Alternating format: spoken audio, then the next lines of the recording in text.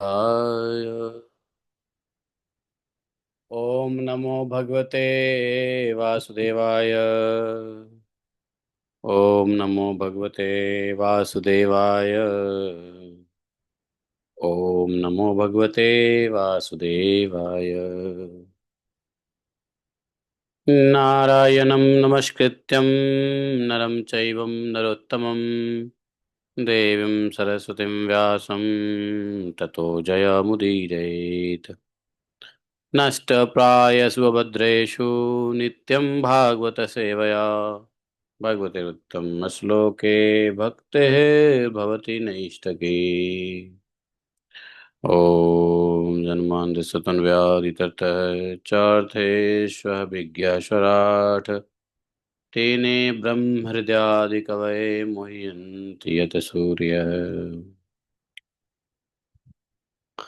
तेजोवारिमृदां यथा विनिमयो यत्र त्रिसर्गो मृषाम् धाम्नाय सदा निरस्तकुहकं सत्यं परममधीमहि। धर्मः प्रोजितकैतवत्र परमो निर्मत्सराणां शतं विद्यं अत्र वस्तु शिवदं तापत्रयो नमोरनम्। श्रीमद्भागवत महामुनिकृते किं वा परमेश्वरः सद्यो हृदयवदत्ते कृतिभिः शुश्रूभिः तत्क्षणात् निगमकल्पतरोर्गलितं फलं सुखमुखाद् द्रवितसंयुतं पिबत भागवतं रसमालयं मुहुरहो रसिका भुवि भावुकाः। अहं सर्वस्य प्रभवो मत्तः सर्वं प्रवर्तते इति मत्वा भजन्ते मां बुधा भावा समन्विता मच्चित्ता मद्गतप्राणा बोधयन्तः परस्परं कथयन्तश्च मां नित्यं तुष्यन्ति च रमन्ति च तेषां सततयुक्तानां भजतां प्रीतिपूर्वकं ददामि बुद्धियोगन्तं येन मापयान्ति ते तेषामेवानुकम्पार्थम् अहम् अज्ञानजं तमः नास्यात्मभावस्तो ज्ञानदीपेन भास्वता अहमेवासमेवाग्रे न अन्यत् सदसत्परं पश्चादहमते तस्य एव शिष्येत स्वस्म्यहम् ऋतेऽर्थं यत् प्रतीयेत न प्रतीयेत चात्मनि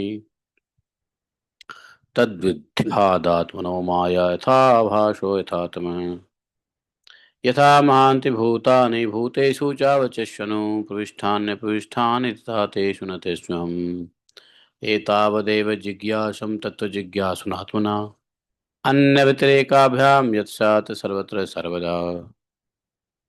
हरे कृष्ण कृष्ण कृष्ण हरे हरे हरे राम राम राम हरे हरे। बोले गणराज श्रीमद् भागवत महापुराण की जय। श्री वासुदेव गोस्वामी महाराज की जय। श्रील प्रभुपाद की जय। वृंदावन धाम की जय। जय जय श्री राधे श्याम।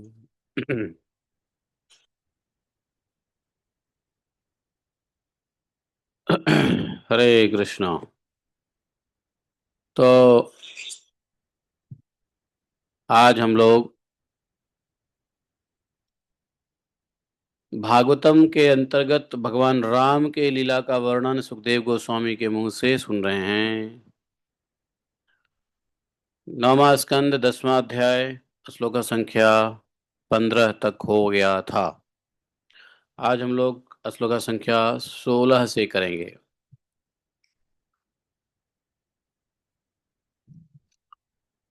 तो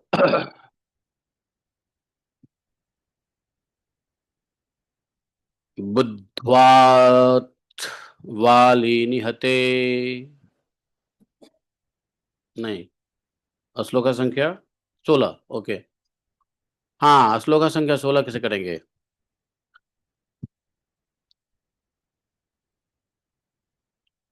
बद्धो दधौ रघुपति विविधाद्रिकुटैः सेतुं कपीन्द्रकरं कंपित भूरुहांगैः सुग्रीव नील हनुमत प्रमुखैः नीकैः लंका विभीषण दृशा अविशदग्रदग्धमा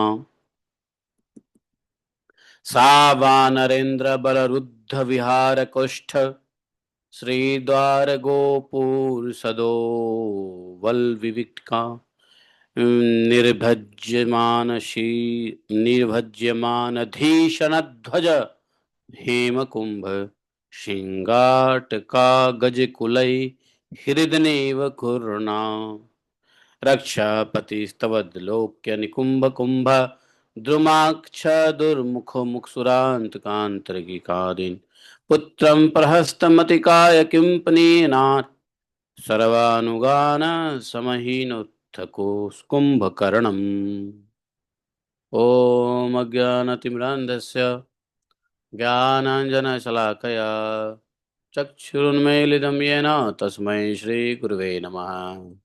श्रीचैतन्यमनोविष्ठं स्थापितं येन भूतले स्वयं रूपा कदा मह्यं ददाति स्वपदान्तिकम् वन्देऽहं श्रीगुरोः श्रुतपत्कमलं श्रीगुरो न वैष्णवांश श्रीरूपं सागरजातं सहगणरघुनाथान्वितं तं सजीवं साद्वैतं सावधूतं परिजनसहितं श्रीकृष्णचैतन्यदेवं श्रीराधा कृष्णपादान् सहगणललिता श्रीविशाखान्वितांश्च हे कृष्ण करुणा सिंधु दीनबंधु जगतपते गोपेश गोपिका कांतम राधा कांतम नमोस्तुते तप्त कांचन गौरांगी राधे वृंदावनेश्वरी वृषभानुसुते देवी प्रणमामि हरिप्रिये पांचकृतृभ्यश्च कृपा सिन्धुवैव च पतितानां पाप्नेभ्यो वैष्णवेभ्यो नमो नमः। जय श्री कृष्ण चैतन्य प्रभु नित्यानंद श्री अद्वैत गदाधर श्रीवासादि गौर भक्तवृंद हरे कृष्ण कृष्ण कृष्ण हरे हरे हरे राम राम राम हरे हरे। तो जैसे समुद्र देवता भगवान श्री राम के क्रोधित होने पर मूर्तिमान रूप से प्रकट हुए और भगवान से रिक्वेस्ट किया कि आप चाहे तो जैसे जाएं लेकिन एक पुल का निर्माण अवश्य करें ताकि इस पुल से आपके गुणगान गुणानुवाद महिमा यश कीर्ति आने वाले काल कालांतर में होता रहेगा।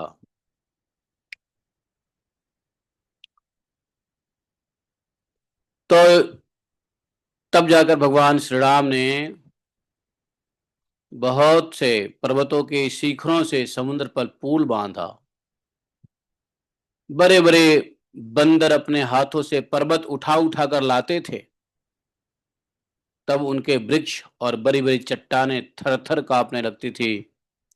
इसके बाद विभीषण की सलाह से भगवान ने सुग्रीव, नील, हनुमान आदि प्रमुख वीरों और वानर सेना के साथ लंका में प्रवेश कर गए। वह तो श्री हनुमान जी के द्वारा पहले ही जलाई जा चुकी थी। उस लंका को, लंका पहले जल चुका था नहीं। उस समय बोले कि बानर राज की सेना ने लंका के सैर करने और खेलने के स्थान, अन्न के गोदाम, खजाने, दरवाजे, फाटक, सभा भवन, छज्जा और पक्षियों के रहने के स्थान तक को घेर लिया। जब बानर सेना लंका पहुंची तो लंका के अन्न के गोदाम को, खजाने को, दरवाजे को, फाटक को, सभा भवन, छज्जा, पक्षियों के रहने के स्थान तक को घेर लिया बानरों ने। उन्होंने वहां की वेदी, ध्वजाएं, सोने के कलश और चौराहे तोड़ फोड़ डाले। उस समय लंका ऐसे मालूम पड़ती थी जैसे झुंड के झुंड हाथियों ने किसी नदी को मत्थ डाला हो।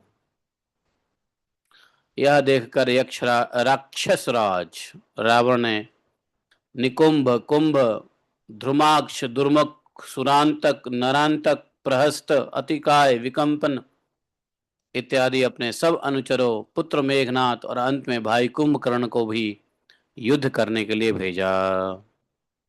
राक्षसों की यह विशाल सेना तलवार, त्रिशूल, धनुष, त्रास, रिष्टि, शक्ति, बाण, भाले, खड़ांग आदि अस्त्र शस्त्र से सुरक्षित और अत्यंत दुर्गामी अत्यंत दुर्गम था। भगवान श्री राम ने सुग्रीव, लक्ष्मण, हनुमान, गंधमान, नीलंगद, जामवान और पनस आदि वीरों को अपने साथ लेकर राक्षसों की सेना का सामना किया। रघुवंश शिरोमणि भगवान श्री राम के अंगद आदि सब सेनापति राक्षसों की चतुरंगिनी सेना, हाथी, रथ, घुड़सवार, पैदल द्वंद्व युद्ध के रीति से भिड़ गए और राक्षसों की वृक्ष, पर्वत, शिखर, गदा और बाणों से मारने लगे। अरे इधर आओ, कहाँ गए? इस गेट को खोलो, इस गेट को खोलो, मौसम बढ़िया है, सुबह सुबह पूरा गेट खोल के रखो।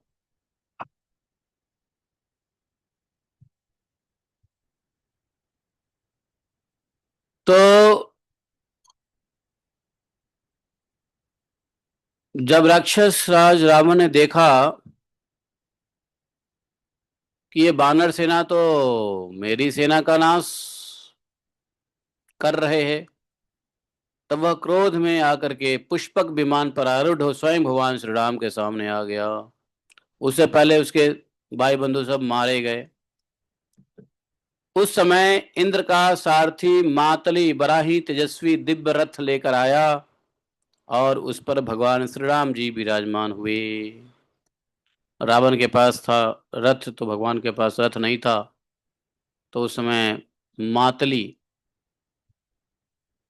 इंद्र का सारथी, इंद्र के आदेश पर भगवान के लिए एक बढ़िया सा दिव्य रथ लेकर के आ गया। रावण अपने तीखे बाणों से प्रहार करने लगा भगवान राम के ऊपर। भगवान श्री राम ने रावण से कहा,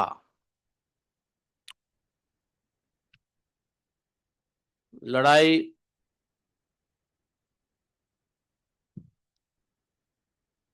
के मैदान में ही, कि राम तमा पुरुषादि पुरुषयन्नः कांता समक्ष समता प्रहित स्वत्ते त्यक्त पत्रस्य फलमद्य जुगुप्सितस्य यक्षामि काल एव कर्तुलंघ वीर्यः। भगवान ने कहा, ओ नीच राक्षस, नीच राक्षस, तुम कुत्ते की ही तरह हमारी अनुपस्थिति में हमारी प्राण प्रिया पति को हर लाए। तुमने दुष्टता की हद कर दी। तुम्हारे जैसा निर्लज्ज और निंदनीय और कौन होगा। जैसे काल को कोई टाल नहीं सकता, कर्तापन के अभिमान को वह फल दिए बिना कर्म नहीं रह सकता है, वैसे ही आज तुम्हें तुम्हारे करने का फल चखाता हूं। इस प्रकार रावण को फटकारते हुए भगवान राम ने अपने धनुष पर चढ़ाया हुआ बाण छोड़ा और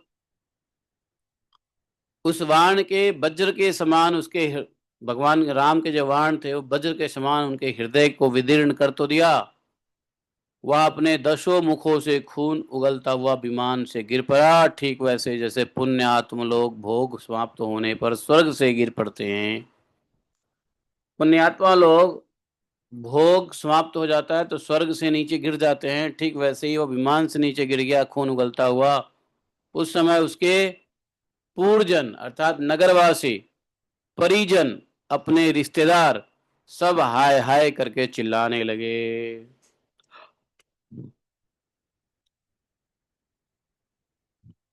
ततो निष्क्रम्य लंकाया या तो धान्या सहस्त्रशः मंदोदर्या समम तस्मिन् प्ररुदत्य उपद्रवण उपाद्रवण। बोले कि उस समय भगवान राम, हाँ तो रावण जब राम ने रावण को मार दिया, रथ से गिर गया, उसके अपने लोग हाय हाय करने लगे। बहुत सारी सेना के इसको लेकर के माता मंदोदरी रोती हुई लंका से निकल पड़ी और रणभूमि में आई। उन्होंने देखा, मंदोदरी ने देखा कि उनके स्वजन संबंधी लक्ष्मण जी के बाणों से भिन्न छिन्न भिन्न होकर पड़े हुए हैं। वे अपने हाथों अपनी छाती पीट पीट कर और अपने सगे संबंधियों को हृदय से लगा लगाकर उच्च स्वर में विलाप कर रही थी, हाय स्वामी, हाय स्वामी, आज हम सब विमौत मारे गए। एक दिन वह था जब आपके भय से त्रिलोक तीनों लोक में त्राही त्राही मच जाती थी। आज वह दिन आ गया है कि आपके न रहने से हमारे शत्रु लंका की दुर्दशा कर रहे हैं। और यह प्रश्न उठ रहा है कि अब लंका के अधीन किसके अधीन रहेगा। हे नाथ, आप सब प्रकार से संपन्न थे, किसी भी बात की कमी न थी, परंतु आप काम के वश में हो गए। ये रावण तो रावण को मंदोदरी पहले भी समझाते आ रहे थे, लेकिन रावण सुने नहीं। सुनने का मतलब भी नहीं था, क्योंकि रावण मंदोदरी सी से ज्यादा पढ़ा लिखा था नहीं। उनका प्लान कुछ और था।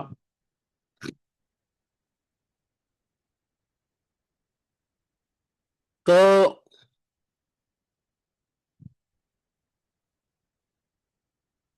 लेकिन मंदोदरी अपने तरीके से कह रही है कि आपको किसी प्रकार की कमी तो थी नहीं, सभी प्रकार से आप संपन्न थे, लेकिन भवान काम वशम गतः, ऐसा कहा। नैवं वेद महाभाग भवान काम वशम गतः तेजो अनुभावम सीताया जेन नीतो दशामिमाम। आप काम के वश में हो गए और यह नहीं सोचा कि सीता कितनी तेजस्विनी है और उनका कितना प्रभाव है। आपकी यही भूल आपकी इस दुर्दशा का कारण बन गई। कृतैषा विधवा लंका वयं च कुलनंदन देह कृतो अन्न घृणात्मात्मा नरक हेतवे। कभी आपके कामों से हम सब और समस्त राक्षस वंश आनंदित होते थे। आज हम सब तथा सारी लंका नगरी विधवा हो गई। आपका वह शरीर जिसके लिए आपने सब कुछ कर डाला, आज गिद्धों का आहार बन रहा है और अपने आत्मा को आपने नरक का अधिकारी बना डाला। यह सब आपकी नासमझी और कामुकता का फल है।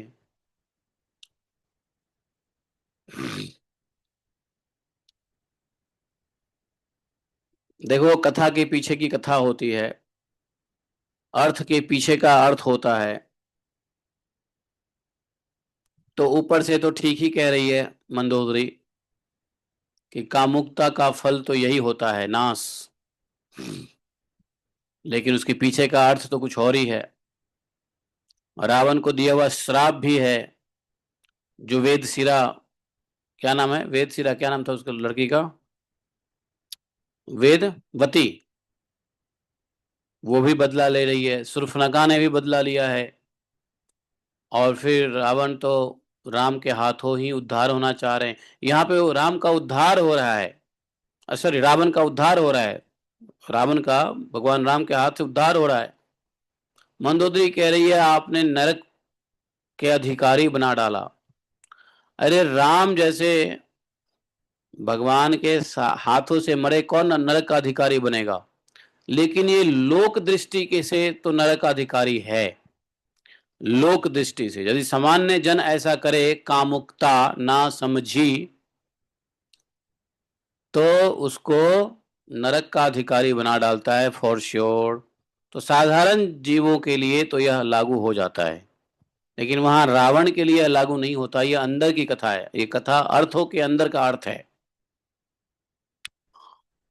जब कभी भी भगवान की लीलाएं होती है तो उसमें एक गुह्य अर्थ होता है, गुह्य अर्थ के ऊपर एक लोक अर्थ होता है, जो दिखने से जो शिक्षाएं मिलती है, फिर उसके अंदर गुह्य अर्थ होता है उसके पीछे। तो यह सत्य है कि जो नासमझी करेगा रावण की तरह कामुकता का फल तो भोगेगा ही, आत्मा को नरक का अधिकारी बनाएगा ही।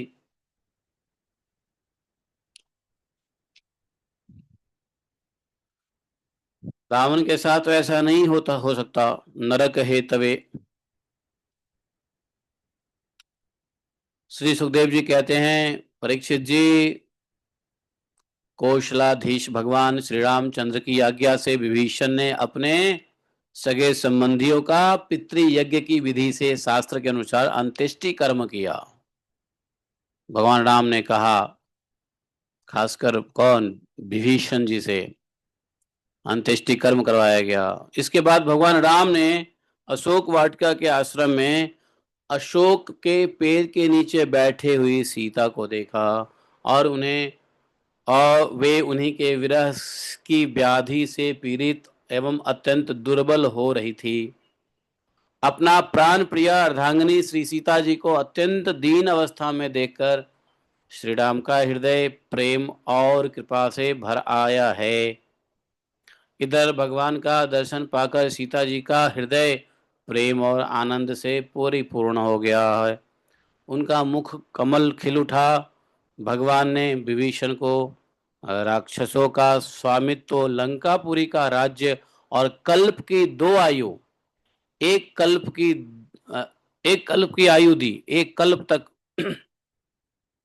एक कल्प तक आयु भी दिया। इतने दिन तक भोग सकते हैं।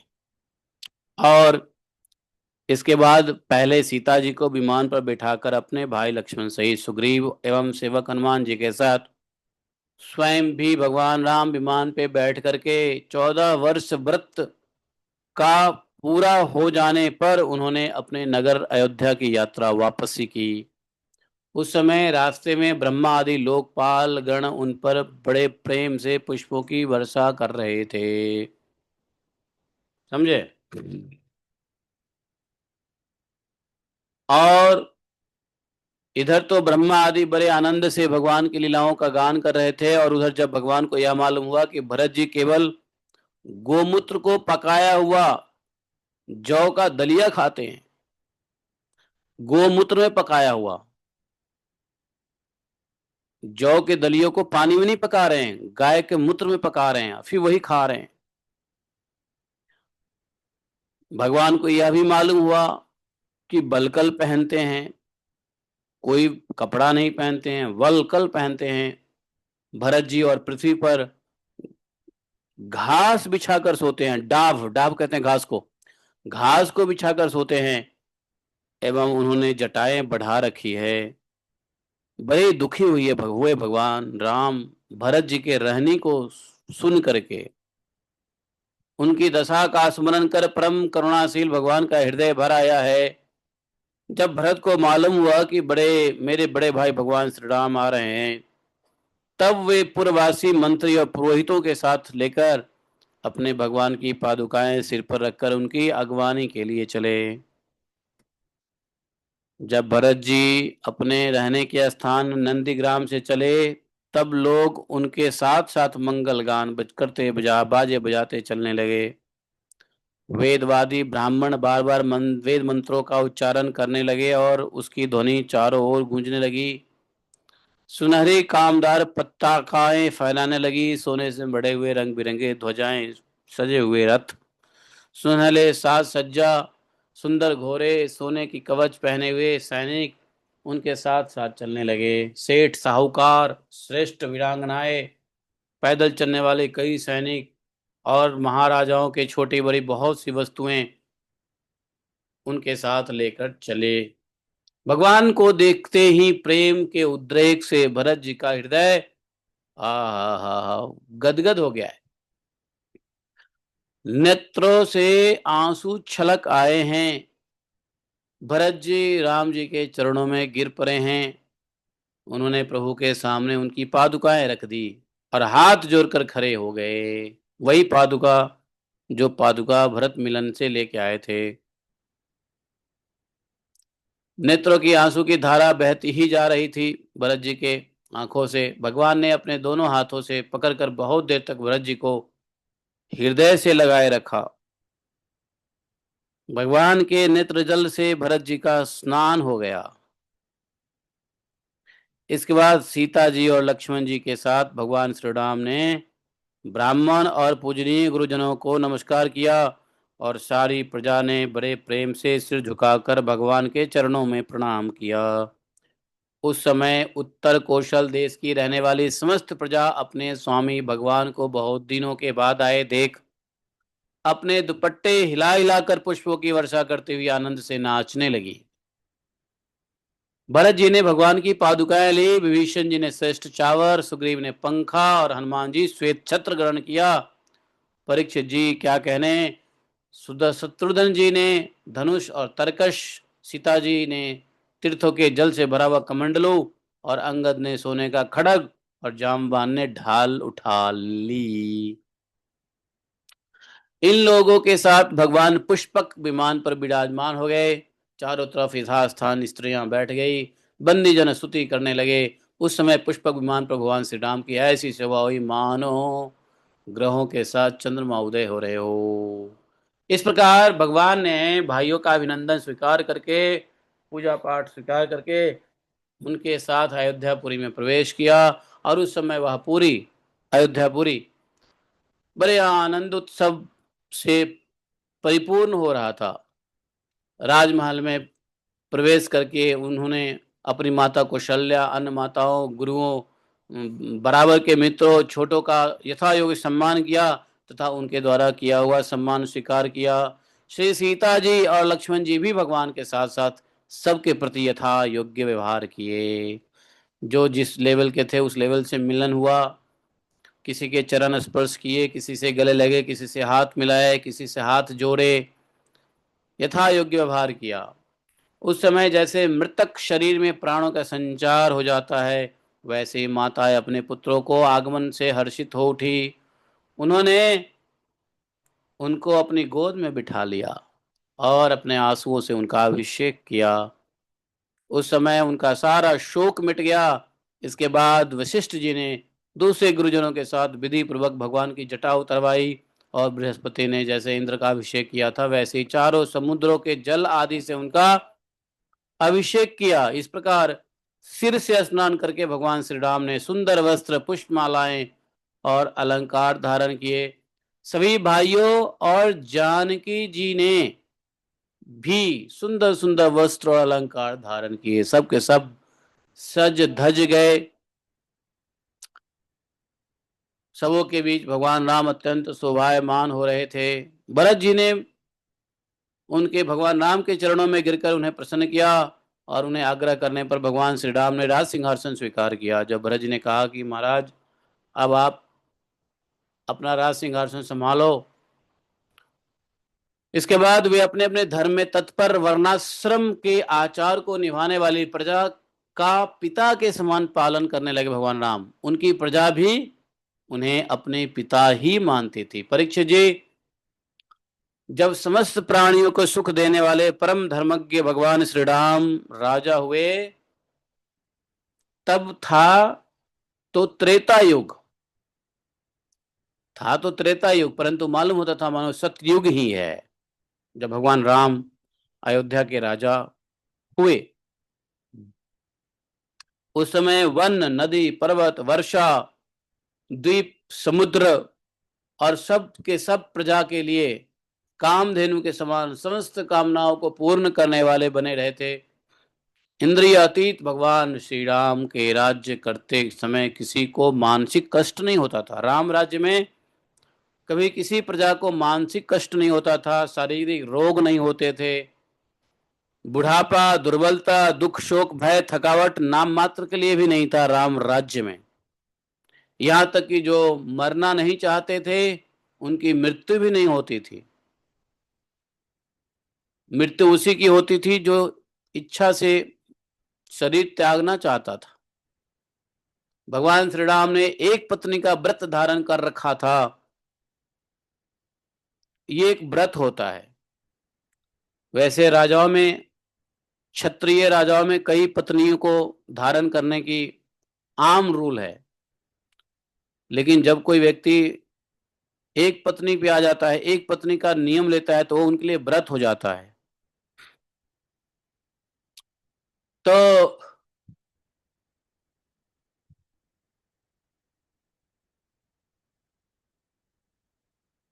उनके चरित्र भगवान राम के अत्यंत पवित्र और आदर्शियों कैसे थे। गृहस्थ उचित स्वधर्म की शिक्षा देने के लिए उन्होंने उस धर्म का स्वयं आचरण किया।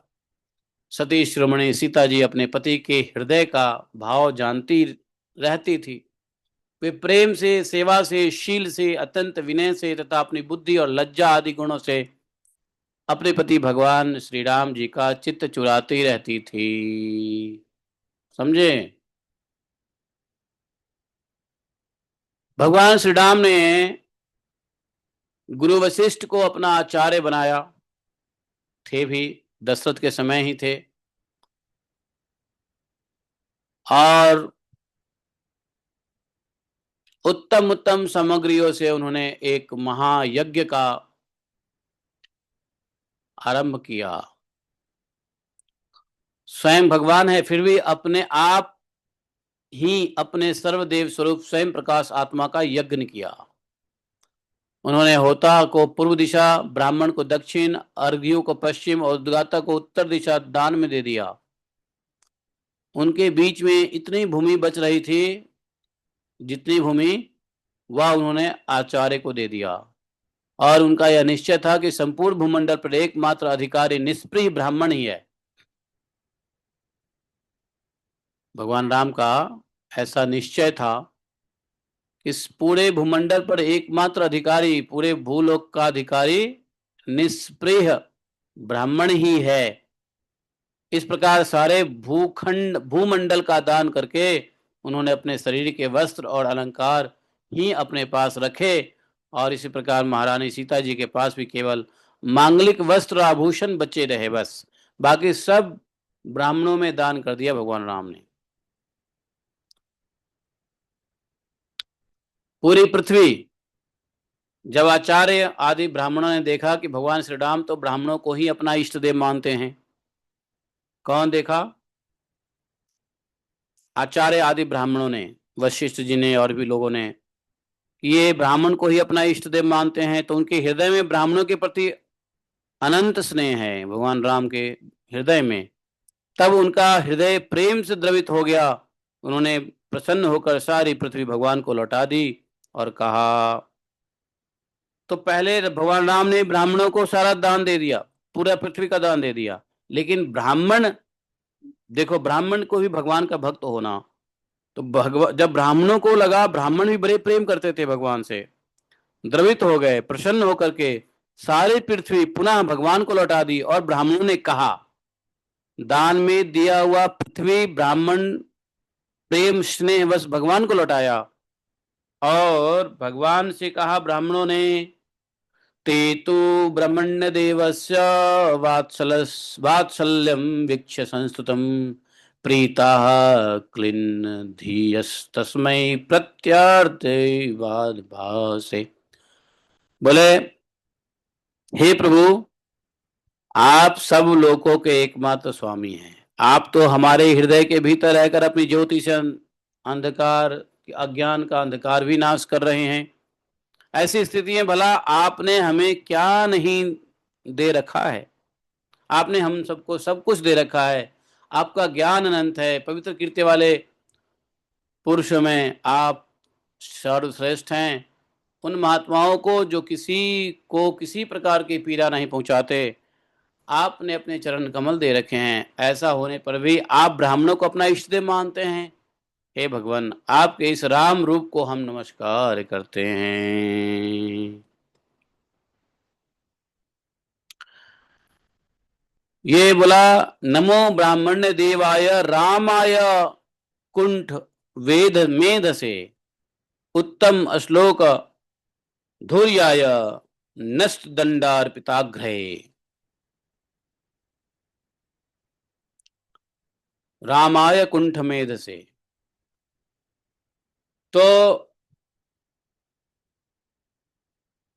बोला ऐसे राम स्वरूप आपको हम नमस्कार करते हैं। सुखदेव जी कहते हैं, परीक्षित, एक बार अपनी प्रजा की स्थिति जानने के लिए भगवान श्री राम रात के समय छिपकर बिना किसी को बतलाए घूम रहे थे।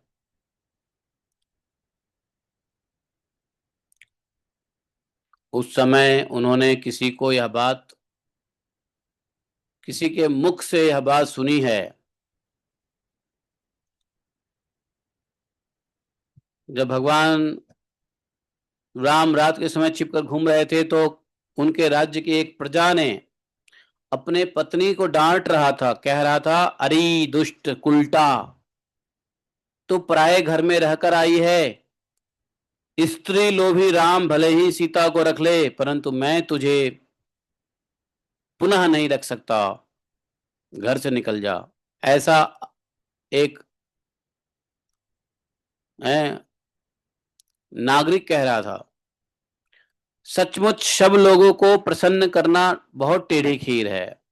सुखदेव गोस्वामी कहते हैं कि इति लोकात बहुमुखाद दुर आराध्यात संविदः।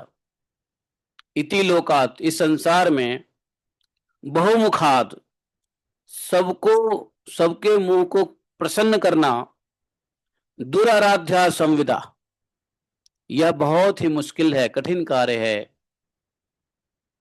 सभी लोगों को प्रसन्न करना। क्योंकि मूर्खों की तो कमी नहीं है।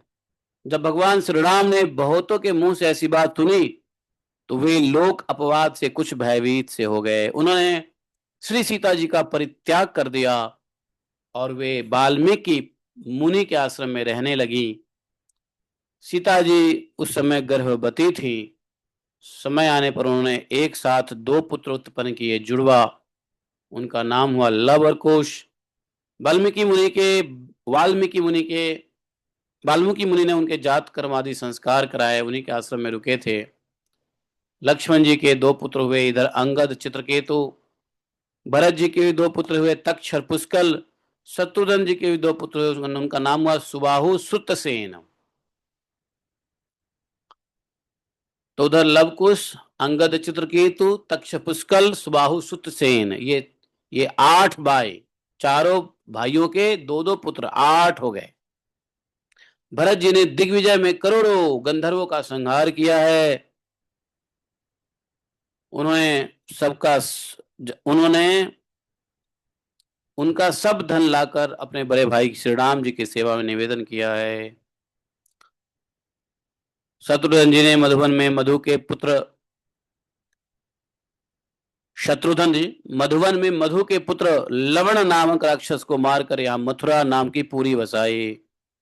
मथुरा पुरी भगवान श्री राम के द्वारा निर्वासित सीता जी ने अपने पुत्रों को वाल्मीकि जी के हाथ में सौंप दिया और भगवान श्री राम के चरण कमलों का ध्यान करती हुई वे पृथ्वी देवी के लोक में चली गई। यह समाचार सुनकर भगवान श्री राम ने अपने शोकावेश की बुद्धि के द्वारा रोकना चाहा, परंतु असमर्थ होने पर भी वे सीता जी के शोक को ना रोक सके, क्योंकि उन्होंने जानकी के पवित्र गुण बार बार स्मरण हुआ करता था।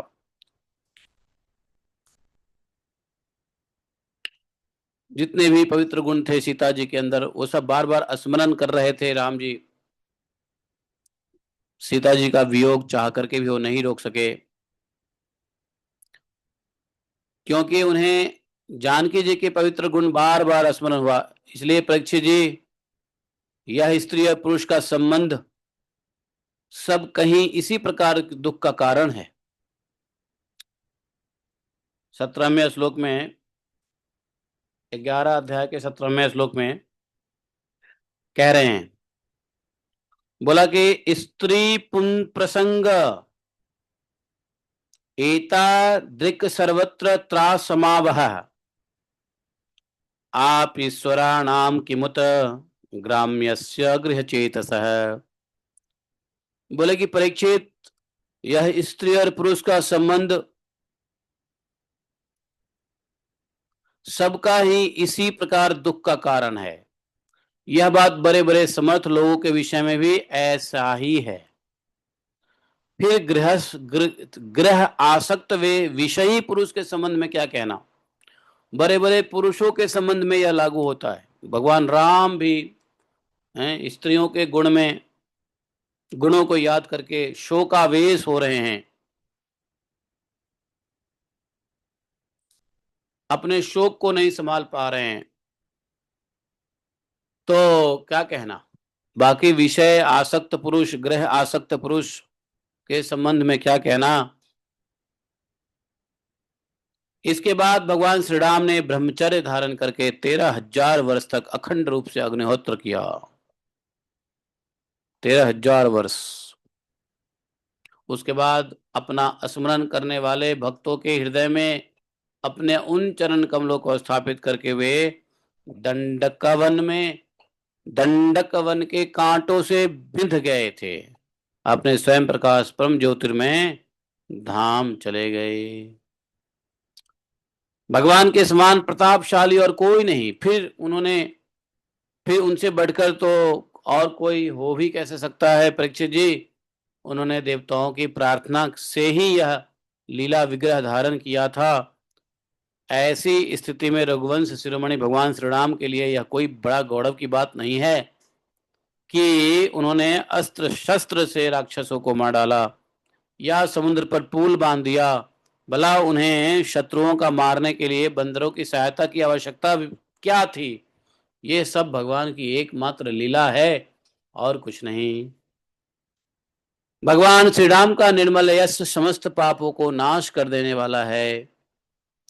वह इतना फैल गया है कि दिग्विजय का श्यामल शरीर भी उनकी उज्ज्वलता से चमक उठता है। आज भी बड़े बड़े ऋषि महर्षि राजाओं की सभा में उसका गान किया करते हैं। स्वर्ग के देवता और पृथ्वी के नरपति अपने कमनीय किरीटों से उनकी चरण कमलों की सेवा करते रहते हैं। मैं उन्हीं रघुवंश शिरोमणि भगवान श्री रामचंद्र की शरण ग्रहण करता हूँ। ऐसे ही लीला पुरुषोत्तम श्री राम के पादाम्बुजम रघुपतिम शरणम प्रपद्ये, जिन्होंने सयई अस्पृष्टो अभिदृष्टो वा संविष्टो अनुगतो अपि वा कौशलास्ते स्थानम यत्र गच्छन्ति योगिनः। जिन्होंने भगवान श्री राम का दर्शन स्पर्श किया, उनका सहवास भगवान के साथ साथ रहना और उनका अनुगमन किया, वे सब के सब तथा कौशल देश के निवासी भी उसी लोक में गए जहाँ बड़े बड़े योगी योग साधना के द्वारा जाते हैं। बोले ऐसा है, पुरुषो रामचरितम श्रवणी रूप धारयना। जो पुरुष, जो व्यक्ति अपने कानों से भगवान श्री राम का चरित्र सुनता है, उसे सरलता कोमलता आदि गुणों की प्राप्ति तो होती ही है। केवल इतना ही नहीं बल्कि सभी कर्म बंधनों से भी मुक्ति मिल जाता है। लेकिन मुक्ति मिलने से पहले भगवान श्री राम के चरित्र का गुणगान सुनने से सरलता मिलता, कोमलता मिलता, श्रद्धा भाव भक्ति मिलता, बहुत सारे गुणों को मिलते। और इतना ही केवल नहीं बल्कि सभी संसार के कर्म बंधनों से भी मुक्त हो जाते। राजा परीक्षित पूछते हैं यहाँ पे एक सवाल। राजोवाच कथम स भगवान रामो भ्रातॄन् वा स्वयमात्मना तस्मिन् वा ते अनवर्तन्ते व्रतन्त प्रजाः पौराश्च ईश्वरे। परीक्षित जी पूछे, भगवान श्री राम स्वयं अपने भाइयों के साथ किस प्रकार का व्यवहार करते थे।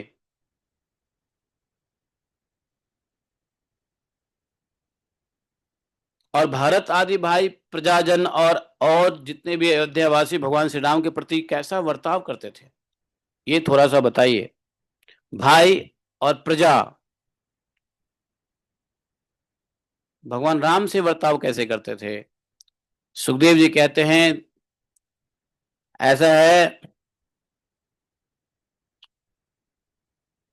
त्रिभुवनपति महाराज श्री राम ने राज सिंहासन जब स्वीकार करने के लिए किया, उसके बाद अपने भाइयों को दिग्विजय की आज्ञा दिया, जाओ दिग्विजय करो, और स्वयं अपने निज जन को दर्शन देते हुए अपने अनुचरों के साथ अयोध्यापुरी की देख रेख करने लगे। उस समय अयोध्यापुरी के मार्ग सुगंधित जल और हाथियों के मद कणों से सींचे रहते थे। ऐसा जान पड़ता मानो कि यह नगरी अपने स्वामी भगवान राम को देखकर अत्यंत मतवाली हो रही हो। उसके महल, फाटक, सभा भवन, विहार, देवालय आदि में बड़े सुंदर सोने के कलश रखे हुए थे। जगह जगह पर पताएं लहरा रही थी। इस प्रकार से अयोध्या नगरी का शोभा हो रहा था। वह डंठल समेत सुपारी, केले के खंभे, सुंदर वस्त्रों के पट्टों से सजाई हुई थी। दर्पण, वस्त्र, पुष्पमालाओं से और मांगलिक चित्रकारियों से, बंदरवानों से सारी नगर जगमगा रही थी।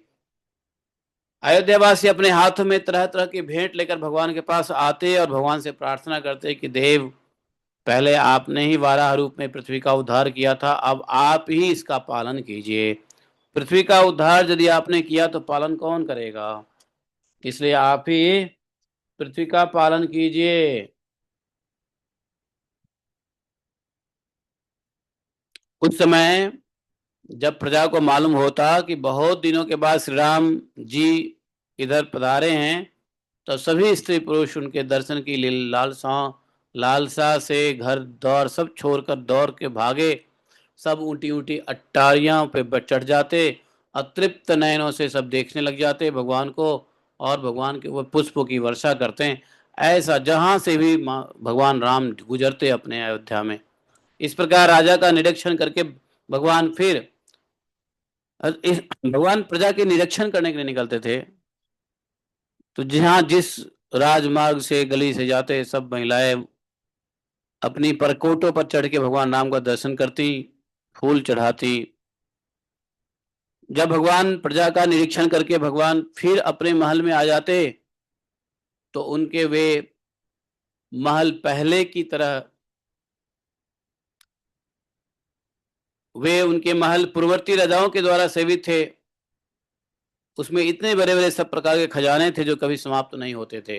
बड़ी बड़ी बहुमूल्य बहुत सी सामग्रियों से सुसज्जित था। महलों के द्वार पर तथा दहलियों मूंग मूंग की बनी हुई थी दहलियां, और उनमें जो खंभे थे वे वैदूर्य मणि की बनी हुई थी। मरकत मणि के बड़े सुंदर सुंदर फर्श थे। स्फटिक मणि की दीवारें चमकती रहती थी। हैं, रंग बिरंगी मालाओं, पताकाओं, मणियों की चमक, शुद्ध चेतना के समान उज्जवल मोती, सुंदर सुंदर भोग सामग्री, सुगंधित धूप दीप और फूलों के गहनों से वे महल खूब सजाए हुए थे। आभूषणों की तो बात ही क्या कहना। आभूषणों को भी भूषित कर देने वाला देवताओं के समान स्त्री पुरुष उसकी सेवा में लगे रहते थे। परीक्षित जी देखिए, भगवान श्री राम जी आत्मा राम जितेंद्रिय पुरुषों के शिरोमणि थे, परम पुरुषोत्तम थे। उसी महल में वे अपनी प्राण प्रिया प्रेममयी पत्नी श्री सीता जी के साथ विहार करते थे।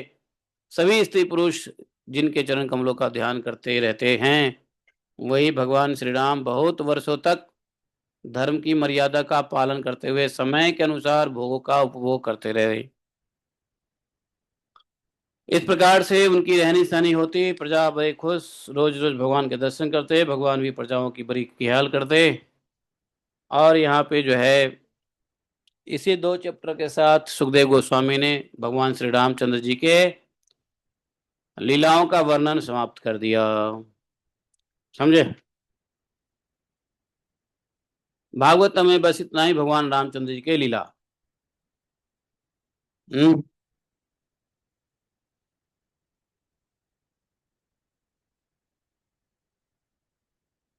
तो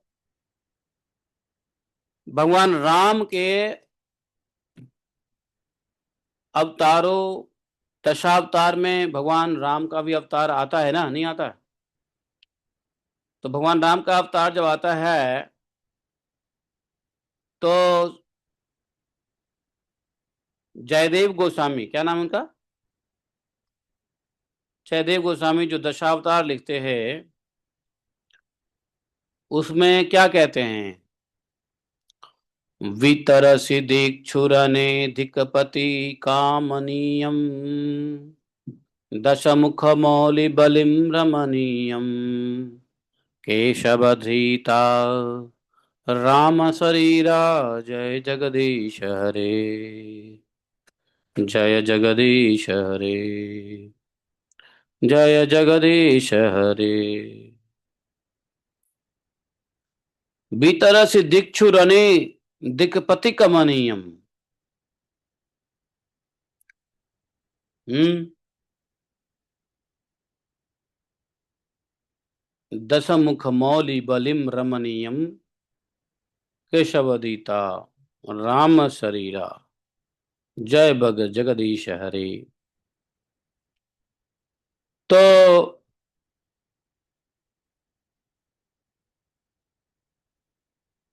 इस प्रकार से भगवान राम का लीला हुआ। अधिक लीला के लिए चैत्र मास के रामनवमी में हम लोग भगवान राम की लीला का पाठ करेंगे। चैत्र मास में 9 दिन रामायण का पाठ। यस। हरे कृष्णा। चलता है। अगर आप केरला में जाओगे ना तो पूरा ये महीना रामायण करते हैं। कौन सा महीना? श्रावण। अच्छा, श्रावण को रामायण महीना बोलते हैं श्रावण को। 6 दिन का फर्क रहता है उनके लिए। हाँ, बढ़िया बढ़िया। तो रामायण महीना वही तो। ये रामायण ऐसा है, पूरी पृथ्वी पे हर जगह रामायण की कथा होती थी। रामायण के बहुत सारे शिल्प कलाएं भी मिली हैं, मिलते ही हैं। भगवान राम का वर्णन तो दुष्ट दानव दैत्य और यहाँ तक कि शत्रु भी करते। भगवान राम के शत्रु भी राम की प्रशंसा करते। ऐसे कर्म जिससे शत्रु भी प्रशंसा करे। बताओ। तो ऐसे भगवान राम के चरित्र को गाया जाता है। लेकिन हम लोग 9 दिन की रामनवमी करेंगे। चैत्र मास की रामनवमी में 9 दिन का पाठ करेंगे, जिसमें 9 दिन में रामायण को समझेंगे। तो इस प्रकार से रघुवंश, रघु के वंश में, सूर्य वंश के राजा रघु, रघु के वंश में ये भगवान राम। अब इक्ष्वाकु के पुत्र थे, उसका नाम था निमि। और उन्होंने एक यज्ञ किया था।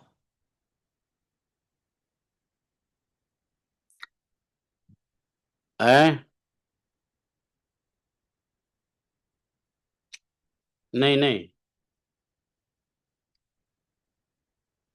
हाँ, इक्ष्वाकु वंश के यहां तक के राजाओं का के बारे में बताया। उसके बाद कुछ राजाओं का नाम सुन लो। अब जो कुश हुए, कुश भगवान राम के प्रथम पुत्र। कुश का पुत्र हुआ अतिथि, और अतिथि का वंश आगे बढ़ा निषद, निषद का हुआ नभ, नभ का पुंडरिक, पुंडरिक का क्षेम धनवा, क्षेम धनवा के पुत्र हुए देवानिक, देवानिक का पुत्र हुआ अनिह, अनिह का पुत्र हुआ परियात्र, परियात्र का बलस्थल, और बलस्थल का पुत्र हुआ वज्रनाभ। यह सूर्य का अंश था। वज्रनाभ से खगण, खगण से विधृति, विधृति से हिरण्य, हिरण्यनाभ की उत्पत्ति हुई, और वह जैमिनी का शिष्य और योगाचार्य था। कौशल देशवासी यज्ञवालक के ऋषि ने उसकी शिष्यता स्वीकार करके उससे अध्यात्म योग की शिक्षा ग्रहण की थी। यह योग हृदय की गांठ काट देने वाला, परम सिद्ध देने वाला है। यज्ञवाल के संहिता है, यज्ञवाल्क्य योग संहिता, वो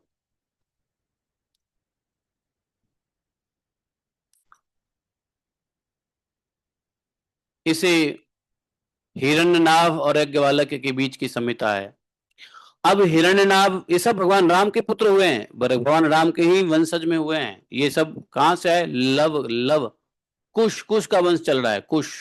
ठीक है। हिरण्यनाभ का पुष्य, पुष्य का ध्रुव संधि, ध्रुव संधि का पुत्र हुआ सुदर्शन, सुदर्शन का पुत्र हुआ अग्निवर्ण, अग्निवर्ण का शीघ्र, और शीघ्र का पुत्र हुआ मरु। मरु ने योग साधना से सिद्धि प्राप्त कर ली, और वह इस समय भी कलाप नामक ग्राम में रहता है। कलयुग के अंत में सूर्य वंश के नष्ट हो जाने पर वह उसे फिर से चलाएगा। तो अभी भी कह रहे हैं ये जो हैं, कौन? अग्नि मरु, मरु कहते हैं अभी भी है। और जब सूर्यवंश का, कलयुग के अंत में सूर्यवंश का नाश होगा, तो यही मरु फिर से सूर्यवंश को आगे चलाएगा। मरु से हुए प्रसूत, और उससे संधि, संधि के पुत्र हुए अमरषण का जन्म हुआ। अमरषण का महस्वान, महस्वान का विश्वास्वाह, और विश्वसाह का प्रसेनजित, प्रसेनजित का पुत्र हुआ तक्षक, और तक्षक का पुत्र हुआ बृहद्वल। परीक्षित जी, इसी बृहद्वल को तुम्हारे पिता अभिमन्यु ने युद्ध में मारा डाला था। बृहद्वल। अब आ गए कहां तक? रामायण तक की प्रजा आ गई, मतलब वंशज आ गए। इसलिए अब बोले कि देखो, इक्ष्वाकु वंश के अपने रणपति, नरपति हो चुके हैं। इक्ष्वाकु वंश में इतने सारे राजा हो चुके हैं इक्ष्वाकु वंश से। अब आने वाले राजाओं के विषय में सुनो।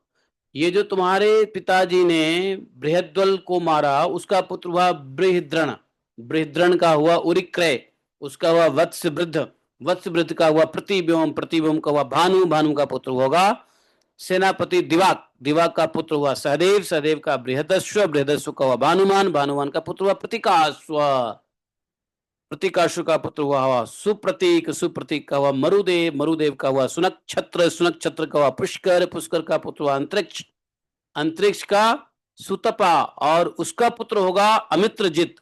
जब ये भगवान कथा, जब ये सुखदेव महाराज कथा कर रहे हैं, तब तक कौन था? तब तक बृहद्वल था, जिसको मार दिया अभिमन्यु जी ने। अब बृहद्वल से लेके आगे की वंश बता रहे हैं, होगा होगा होगा, आगे होगा। और अमित्रजित से बृहद्राज, बृहद्राज से बरही, बरही से कृत संजय, कृत संजय से रण संजय, रण संजय से संजय, संजय का होगा पुत्र शाक्य, और उसका हुआ सुद्धोध, सुद्धोध का होगा लांगल, लांगल का होगा प्रसेनजित, और प्रसेनजित का पुत्र क्षुद्रक होगा, क्षुद्रक से रणक, रणक से सुरथ, सुरथ से इस वंश के अंतिम राजा सुमित्र का जन्म होगा। सूर्य वंश का यह अंतिम राजा होगा। ये सब बृहद्दुल के वंशधर होंगे। इक्ष्वाकु का यह वंश सुमित्र तक ही रहेगा, क्योंकि सुमित्र के राजा होने पर कलयुग में यह वंश समाप्त हो जाएगा। जब सुमित्र आएगा, अब कुछ लोग अपने को सुमित्र के ही वंशज मानते हैं, इसलिए कहते हैं कि हम लोग राम के वंशज हैं। राजस्थान में कुछ राजघराना है जो कहते हैं कि हम सुमित्र के वंशज हैं। और सुमित्र किसके वंशज है? बृहद्वल के। बृहद्वल किसके वंशज है? वही इक्ष्वाकु के। उसी में भगवान राम आए। तो इतनी सारी पीढ़ी है। इस आधार पे कुछ लोग क्लेम करते हैं कि हम लोग राम के वंशज हैं, और बताते हैं कि हमारे दादा का नाम ये, और उसके उसके उसके उसके आगे चले जाओ तो बताते हैं कि वो राजा जो थे, अंतिम राजा, वो सुमित्र थे, और सुमित्र के ही हम लोग वंशज हैं, इसलिए हमारे वंश में ही भगवान राम आए हैं।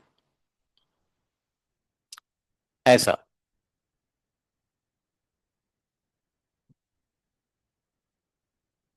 अब यहां पर आगे राजा निमि के वंश का वर्णन होगा। ये इक्ष्वाकु के दूसरे पुत्र थे, निमि। नहीं, इक्ष्वाकु के पुत्र, दूसरा नहीं। और उन्होंने यज्ञ आरंभ करके महर्षि वशिष्ठ को ऋत्विज के रूप में वर्ण किया।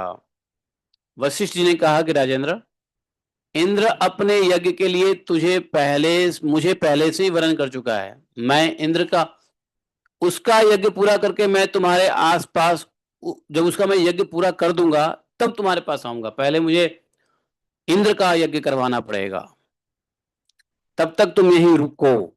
निमि को कहा, इक्ष्वाकु के पुत्र निमि को वशिष्ठ जी ने कहा। इस बात पर राजा निमि चुप हो गए और वशिष्ठ जी चले गए इंद्र को यज्ञ कराने के लिए। निमि ने सोचा जीवन क्षण भंगुर है, विलंब करना उचित नहीं है। उसने बिना वशिष्ठ जी के आगमन का इंतजार किए बिना वह यज्ञ को प्रारंभ कर दिया। जब तक वशिष्ठ जी न लौटे तब तक के लिए उन्होंने एक दूसरे किसी ऋत्विज को वर्ण कर लिया, ब्राह्मण को। ऋत्विज, ऋत्विज किसको कहते हैं? ये ऋत्विज क्या है? ऋत्विज क्या है? ऋत्विज कहते हैं जो राजा को यज्ञ करवाए, यज्ञ के अधिकारी पुरुष को ऋत्विज कहते हैं। एक्चुअली शब्द ऋत्विज है, फिर बाद में चल के यही ऋत्विज शब्द बन गया ऋत्विक। तो ऋत्विक मतलब बोनाफाइड यज्ञकर्ता, समझे? यज्ञ के सहायक को ऋत्विक कहते, ऋत्विज कहते हैं, और उसी से ऋत्विक आया।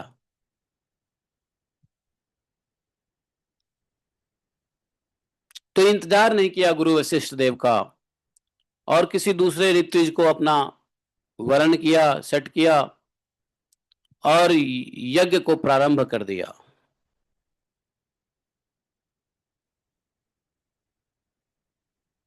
जब वशिष्ठ जी लौटे, उन्होंने देखा कि मेरा चेला निमि तो मेरी बात नहीं माना और यज्ञ आरंभ कर दिया।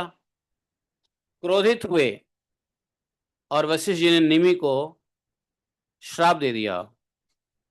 बोला कि निमि, तुम बड़ा विचारशील और पंडित बनता है, घमंड है, जाओ, इसलिए इसका शरीर पात हो जाए, इसका शरीर नाश हो जाए। निमि की दृष्टि में गुरु वशिष्ठ का यह शाप धर्म के अनुकूल नहीं था, प्रतिकूल था, इसलिए उन्होंने भी श्राप दे दिया, वशिष्ठ जी को भी श्राप दे दिया। आपने लोभवश में अपने धर्म का आदर नहीं किया, इसलिए आपका शरीर भी गिर जाए। निमि ने वशिष्ठ जी को श्राप दिया, वशिष्ठ जी ने निमि को श्राप दिया। देखो यजमान भी कितने प्रभावशाली कि पुरोहित को ही श्राप दे दे, पुरोहित कितना प्रभावशाली यजमान को श्राप दे दे। यह कहकर आत्मविद्या में निपुण निमि ने अपने शरीर का त्याग कर दिया। इधर परीक्षित जी, हमारे वृद्ध प्रपितामह वशिष्ठ जी ने भी अपना शरीर त्याग कर मित्रा वरुण के द्वारा उर्वशी के गर्भ से जन्म लिए ग्रहण किया। उर्वशी के गर्भ से, उर्वशी कौन है? स्वर्ग के अप्सराएं हैं उर्वशी। राजा निमि के यज्ञ में आए हुए श्रेष्ठ मुनियों ने राजा के शरीर को सुगंधित वस्तुओं में रख दिया।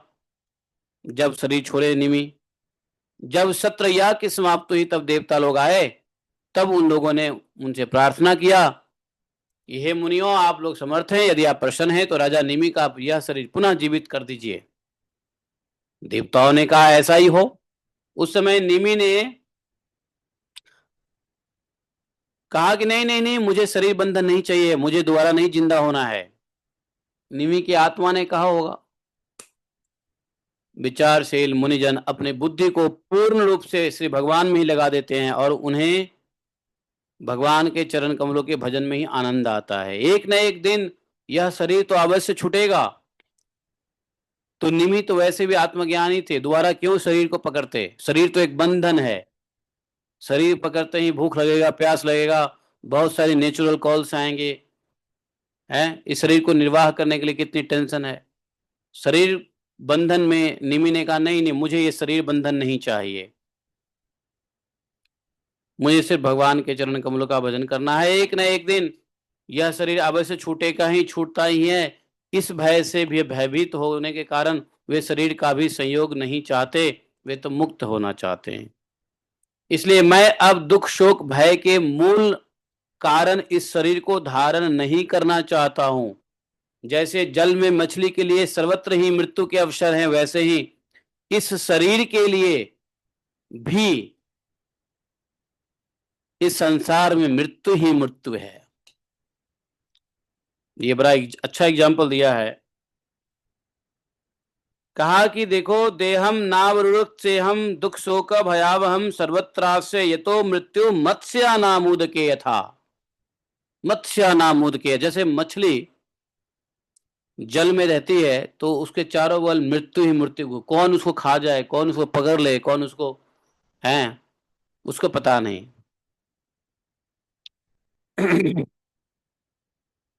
उसी प्रकार इस शरीर में, इस संसार में, इस शरीर का हर जगह मृत्यु ही मृत्यु है। हमेशा भय बना रहता है इस शरीर को धारण करने से। भूख प्यास और ये सब तो ठीक है, लेकिन भय भी बहुत बड़ा बना रहता है। रुपए पैसे का भय, भूखे मरने का भय, सामाजिक प्रतिष्ठा का भय, नाते रिश्तेदारी के चूचा का भय, नहीं, बहुत सारे भय से शरीरधारी घिरा रहता है। बोले कि नहीं नहीं नहीं, हमको शरीर नहीं चाहिए। देवताओं ने कहा, देखो मुनियों, राजा निमि बिना शरीर के ही प्राणियों के नेत्र में अपनी इच्छा के अनुसार निवास करें। तो शरीर में नहीं गया राजा निमि, लेकिन देवताओं ने ऐसा वरदान दिया कि शरीर में ठीक है ना जाए, लेकिन यह सभी प्राणियों की आंखों में अपने इच्छा के अनुसार निवास करे। वे वहां रहकर सूक्ष्म शरीर से भगवान का चिंतन करते रहें। पलक उठने गिरने से उनके अस्तित्व का पता चलता रहेगा। इसके बाद महर्षियों ने यह सोचकर कि राजा के न रहने पर लोगों में अराजकता फैल जाएगी, निमि के शरीर का मंथन किया। अच्छा, निमि को क्या कहां जगह दे दिया? निमि को जगह दे दिया सभी प्राणियों के आंखों पे, पलक। तो कहते हैं इस बात का पता रहेगा कि जब पलके झुक जब पलक पलक जब झपकाओगे तो यह पता चलेगा कि हाँ, निमि अभी मौजूद है इस शरीर में। इसलिए एक पलक झपकने को कहते हैं एक निमिष। एक पलक झपकते को क्या बोलते हैं संस्कृत में? एक निमिष। यही निमि राजा है जिसको देवताओं ने वरदान दे दिया था, सभी जीवों के पलक में घुस जाओ और वहां पे पलक में रह के भगवान का चिंतन करते रहो। तो जब तक व्यक्ति जिंदा है क्या होता है? पलक झपकता रहता है। समझो निमेश जी मौजूद हैं और एक पलक झपका, जितना समय लगता है उसको एक निमिष कहते हैं। इसलिए, लेकिन राजा के बिना तो राज्य असुरक्षित रहेगा। ऋषि मुनियों ने सोचा कि चलो अब निमि तो आ नहीं रहे शरीर में, तो निमि के शरीर को मथने लगे वो लोग। निमि के शरीर के मथने से एक कुमार उत्पन्न हुआ, पुत्र उत्पन्न हुआ। तो चूंकि वो मथने के कारण उत्पन्न हुआ,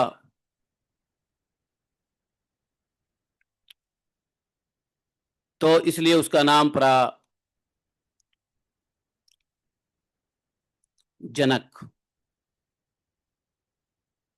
जन्म लिया इसलिए जनक। और विदेह, विदेह से उत्पन्न होने के कारण उसका नाम वैदेह पड़ा।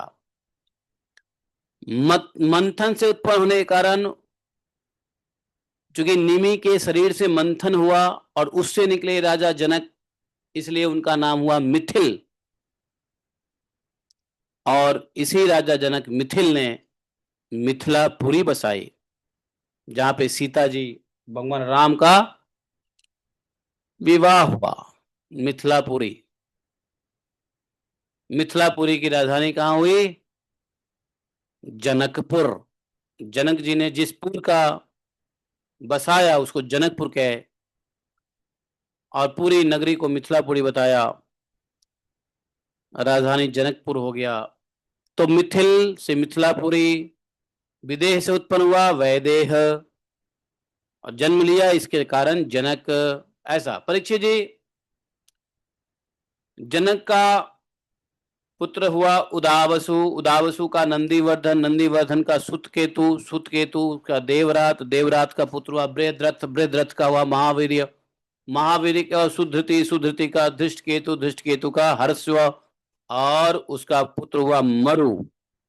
एक ही नाम कई बार आता है, यहाँ पे मरु भी आया। तो ये सब राजा जनक के खानदान में आए मिथिला में। मरु के पुत्र हुए प्रतिपक, प्रतिपक से हुए कृतिरथ, कृतिरथ से हुए देवमीट, देवमीट से विश्रुत, और विश्रुत से हुए महाधृति का जन्म, महाधृति का कृतिरात, कृतिरात का मनोर महारोमा, महारोमा का स्वर्ण, स्वर्ण रोमा, और स्वर्ण रोमा का पुत्र हुआ हर्ष रोमा। इसी हर्ष रोमा के पुत्र महाराज शिरध्वज थे। वे जब यज्ञ के लिए धरती जोत रहे थे शिरध्वज, तब उनके सिर हल के अग्रभाग हाल से सीता जी का उत्पत्ति हुआ। ये सभी राजा जनक ही कहलाए। लेकिन उस राजा जनक की गद्दी पे बैठे हुए कौन? हर्ष रोमा के पुत्र शिरध्वज। वास्तव में जो सीता जी को मिले उसका नाम थे शिरध्वज। अच्छा, शिरध्वज उनका नाम था, इसलिए उस पुत्री का नाम क्या रखा गया? सीता। सिर मतलब होता है हल, और अग्रभाग का मतलब फाल। तो यज्ञ, यज्ञ के लिए धरती जोती जा रही थी, तो वहां से सीता जी की उत्पत्ति हुई। और इसी से उनका नाम शिरध्वज पड़ा। शिरध्वज के पुत्र हुए कुशध्वज, कुशध्वज के हुए धर्मध्वज, धर्मध्वज के पुत्र दो पुत्र हुए थे, कृतध्वज और मितध्वज। कृतध्वज के केशिध्वज और मितध्वज के खांडिक के हुए। परीक्षित जी, केशिध्वज आत्मविद्या में बड़ा प्रवीण प्रवीण था। खांडिक का था कर्मकांड का मर्मज्ञ। खांडिक जो था वे केशिध्वज से भयभीत होकर भाग गया। केशिध्वज का पुत्र भानुमान, भानुमान का शतद्युम्न था। अच्छा सुनो, यदि आप लोग के आसपास में कोई बच्चा पैदा हो और उसका नाम पूछा जाए कि क्या रखूं, तो भागवतम में ये सब सुन लेना, ये सारे नाम नाम ही नाम है। किसी राजा का नाम कॉपी कर लो है, लेकिन आजकल ये नाम कौन कॉपी करेगा? शतदुम्न, सनद्वाज, ऊर्ध्वकेतु, पुरजीत, अरिष्टनेमी, सुतायु, सुपार्श्व, ये सब नाम, चित्ररथ नहीं है। लेकिन ये सब नाम रखने से कल्याण होगा। बड़े बड़े पुण्य आत्मा राजा हुए सब।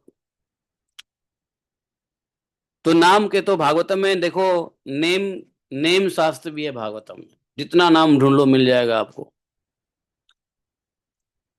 इस प्रकार से शतद्युम्न के पुत्र हुए सुचि, सुचि से हुए सनद्वाज, सनद्वाज से ऊर्ध्वकेतु, ऊर्ध्वकेतु का पुत्र हुआ अज, अज से हुए पुरुजित, पुरुजित के पुत्र हुआ अरिष्टनेमी, अरिष्टनेमी से माँ सुतायु, सुतायु से हुए सुपार्श्व, सुपार्श्व के हुए चित्ररथ, और चित्ररथ से मिथिलापति क्षेमधि का जन्म हुआ। क्षेमधि से समरथ, समरथ से सतरथ, सतरथ से उपरु, और उपगुरु से उपगुप्त नामक पुत्र हुआ। यह अग्नि का अंश था। उपगुप्त वस्वनंत, वस्वनंत का युद्ध, युद्ध का पुत्र हुआ सुभान, सुभाषण, सुभाषण का पुत्र हुआ श्रुत, श्रुत का पुत्र हुआ जय, जय से हुए विजय, विजय का रित हुआ, रित नाम का पुत्र, रित का पुत्र हुआ शुनक, शुनक, और शुनक का पुत्र हुआ बीतहव्य, बीतहव्य का हुआ धृति, धृति का हुआ बहुलाश्व, बहुलाश्व का पुत्र हुआ कृति, और कृति का पुत्र हुआ महावशी। बोलो, इतने बड़े बड़े महान कुल खानदान के नाम लेने से ही पवित्रता आने वाली है, जब तो इनके नाम भागवतम में दिया है। ये ऐसे ऐसे राजा हुए हैं कि पवित्र कीर्ति राजा हुए हैं, जिन्होंने धर्म के साथ राज्य का पालन किया है। धर्म नीति, राज्य नीति, सब भगवान के भक्त थे। ऐसे धर्मात्मा और राजाओं का नाम भागवतम में लिया है सुखदेव गोस्वामी ने। इसका मतलब कि ये सब बड़े पुण्य आत्मा थे, जिनके नाम लेने मात्र से बहुत सारे पाप कटते और इनके गुण अपने में आते। जो इन नामों को सुनता या बोलता, इन जितने भी वंशावली हैं भागवतम में, इनके नाम पढ़ने और सुनने से इनके गुण आ जाएं और बड़े सारे पाप भी कट जाए। जब गुण आएगा तो अपने आप अवगुण निकल जाएगा। इस प्रकार से श्रुत का जय विजय, जय जय का विजय, विजय का रित, रित रित का हुआ सुनक, शुनक से सुनत। परीक्षित जी, ये मिथिला के वंश में उत्पन्न हुए सभी नरपति मैथिल कहलाए। ये सब के सब आत्मज्ञान से संपन्न, देखा, ये सब के सब आत्मज्ञान से संपन्न थे, इसलिए तो इनका नाम भागवत में लिया जा रहा है। और अपने गृहस्थ आश्रम में रहते हुए भी सुख दुख आदि द्वंद्वों से मुक्त थे। क्यों ना हो, यज्ञ बालक आदि बड़े बड़े योगेश्वरों ने इन पर जो महान कृपा की थी इस वंशों के ऊपर। यहाँ पर हम लोगों ने 13वां अध्याय समाप्त कर दिया। सूर्य वंश का यहीं पे वर्णन समाप्त होता है। अगला 14वां अध्याय आएगा, कल करेंगे चंद्रवंश का वर्णन। और इसी चंद्रवंश में भगवान कृष्ण आएंगे। ठीक है। और 10वां स्कंद शुरू हो जाएगा। 10 चैप्टर के बाद 10वां स्कंद शुरू, देखा, 10 चैप्टर के बाद 10वां स्कंद शुरू हो जाएगा। अरे सुनो, पेन गिर गया, पेन देना जरा, किधर गया? और एक पेन उधर है क्या, किधर है पेन? किधर गया पेन? लेना, इधर गिरा। कल जो पेन दिया था कहाँ गया? कल बोला कि पेन तो उठा रखा। यो यही है, सॉरी।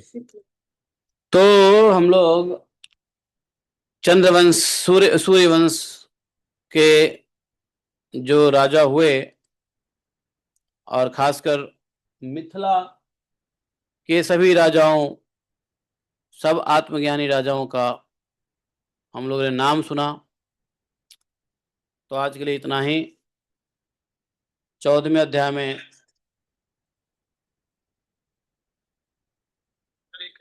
कल पढ़ेंगे। हाँ। हम्म। एक माता जी हैं जिनके कुछ परिवार में किसी की डेथ हो गई थी एकादशी के ही दिन, फिर हाँ। उन्होंने कुछ एकादशी व्रत को छोड़ दिया, तो क्या है, छोड़ना ठीक है या ऐसा? एकादशी व्रत को क्यों छोड़ दिया? परिवार किसी फैमिली मेंबर का डेथ हुआ। बेवकूफी है, अज्ञानता है। ठीक है। अरे मृत्यु तो बहुत ही अच्छा था, एकादशी की तो कृपा हो गई कि एकादशी के दिन मृत्यु हुआ, ये तो बड़ा शुभ लक्षण है। एकादशी को तो निर्जला करनी चाहिए ऐसे फैमिली को, कि एकादशी के दिन श्री हरि, एकादशी को क्या बोलते हैं, हरिवासर, हरिवासर के दिन भगवान भगवान के दिन जो है मृत्यु हुआ है, तो छोड़ना चाहिए और करना चाहिए। महा बेवकूफ लोग हैं ये, कहां से पढ़े लिखे हैं ये लोग?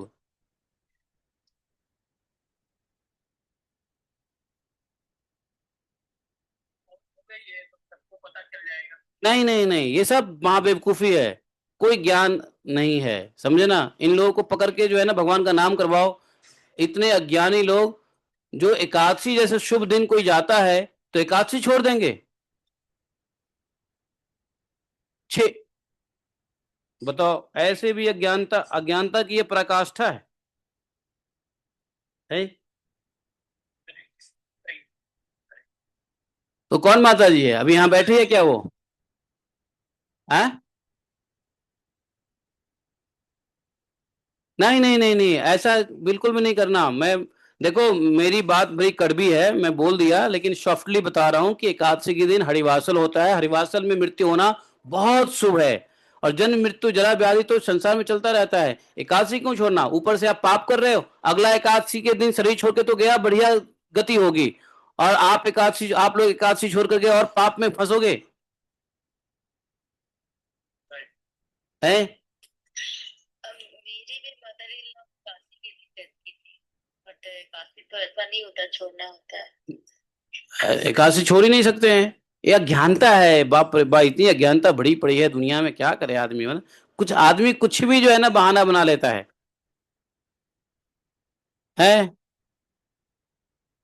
कुछ भी बहाना बना करके व्रत त्योहार छोड़ दो, पूजा पाठ छोड़ दो, कोई बहाना बना के, ऐसा कुछ नहीं चलता है कि नहीं? और कौन पंडित पुजारी है, कौन इन लोगों को गाइड कर रहा है, कौन पंडित पुजारी है, कौन ब्राह्मण है? कोई ब्राह्मण भी गाइड कर रहा है या कोई डुप्लीकेट ब्राह्मण गाइड गाइड कर रहा है इन लोगों को? है। चलिए ठीक है, बोलिए ग्रंथराज श्रीमद् भागवतम की जय। एकम शास्त्रम देव की पुत्र गीतम एको देवो देव की पुत्र एव एकम मंत्र शतनामानि यानि कर्मापित स देवस्य सेवा। तमेव माता च पिता तमेव तमेव बन्धुश्च सखा तमेव विद्या द्रविणं तमेव मम सर्वदेव देवः। कृष्णाय वासुदेवाय हरे परमात्मने प्रणतक्लेशनाशाय गोविन्दाय नमो नमः। हे कृष्ण करुणा सिंधु दीनबंधु जगतपते गोपेश गोपिका कांतम राधा कांतम नमोस्तुते। तप्त कांचन गौरांगी राधे वृंदावनेश्वरी वृषभानुसुते देवी प्रणमामि हरिप्रिये। वाञ्छाकल्पतरुभ्यश्च कृपा सिन्धुभैव च पतितानां पावनेभ्यो वैष्णवेभ्यो नमो नमः। जय श्री कृष्ण चैतन्य प्रभु नित्यानंद श्री अद्वैत गदाधर शिवासादि गौर भगविंद। हरे कृष्ण कृष्ण कृष्ण हरे हरे, हरे राम राम राम हरे हरे।